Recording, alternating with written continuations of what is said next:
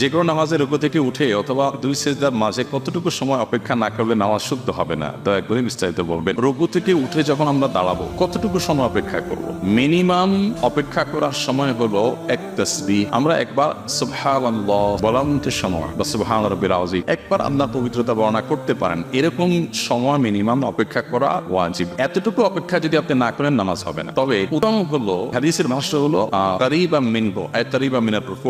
আপনি রুকু থেকে যখন উঠবেন তখন উঠিয়ে দাঁড়িয়ে কতক্ষণ অপেক্ষা করবেন? রুকুতে যতক্ষণ ছিলেন তার কাছাকাছি। আবার সিজদা থেকে উঠে যখন বসবেন, সিজদা যতক্ষণ ছিলেন সিজদা থেকে উঠে সিজদার যে টাইমটা আপনি ব্যয় করেছেন তার কাছাকাছি সময় ব্যয় করবেন। তাহলে সোজা কথা, তিনবার তাসবিহ পড়েছেন কমপক্ষে সুবহান রাব্বিয়াল আলা, সুবহান রাব্বিয়াল আলা, সুবহান রাব্বিয়াল আলা, তো কমপক্ষে দুইবার পড়ার মতো সময় আপনাকে বসে অপেক্ষা করার নির্দেশনা দেওয়া হচ্ছে। এটা হলো উত্তম। আর যদি দুইবার না পারেন কমপক্ষে একবার অপেক্ষা করবেন।